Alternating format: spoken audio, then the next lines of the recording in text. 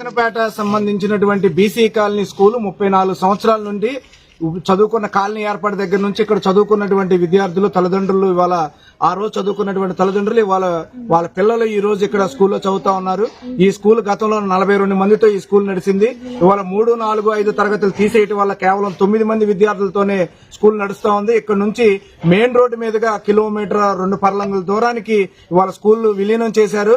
దీనివల్ల ఇక్కడ ఉన్న కాలనీలో ఉన్నటువంటి వాళ్ళు ప్రధానమైనటువంటి లెగిస్తే బతుకుతెరువు కోసం బయటికి వెళ్లేటువంటి బతుకుతెరువు కోసం వెళ్లేటువంటి జంగాల పిల్లలు, అట్లాగే ఇక్కడ ఉన్నటువంటి రోజువారీ కూలీల పిల్లలు ఈ స్కూల్లో చదువుతా ఉన్నారు.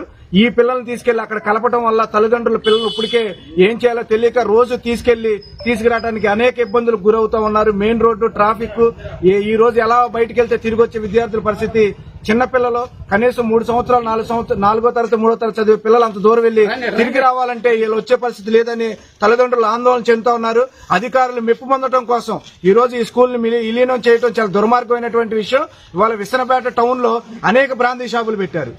మరి ఇన్ని స్కూల్ అయితే ఉంచడానికి తీసేస్తున్నారు తప్ప బ్రాందీ షాపులు పెట్టుకోవడానికి అయితే పర్మిషన్లు ఉన్నాయి. స్కూల్ నడపడానికి అయితే ప్రభుత్వానికి పర్మిషన్ లేవని చెప్పేసి ఇది సిగ్గుమాలని విద్యకు దూరం చేయడం కోసం ఈ రోజు విలీనం పేరుతో పేద ప్రజలు చదువుకునేటువంటి పిల్లల మొత్తాన్ని విద్యకు దూరం చేసే విధానంతో విలీనం చేస్తున్నారు. ప్రభుత్వం వెంటనే అధికారులు, కలెక్టర్ గారు, డిఈఓ గారు, అట్లాగే ఇక్కడ ఉన్నటువంటి ఎంఈఓ గారు వెంటనే స్పందించి పేద పిల్లలు చదువుకున్నటువంటి కనీసం 40 మంది ఉన్నటువంటి విద్యార్థులు స్కూల్ తీసేయడానికి ఎట్లా ప్లాన్ ఒప్పుతుందని చెప్పేసి అడుగుతా ఉన్నాం.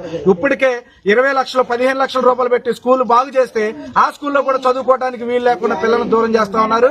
వెంటనే బీసీ స్కూల్లో ఉన్నటువంటి స్కూల్ ని 5వ తరగతి వరకు కొనసాగించాలని చెప్పేసి తల్లిదండ్రులు, విద్యార్థులు మేమందరం ఆందోళన చేస్తా ఉన్నాం.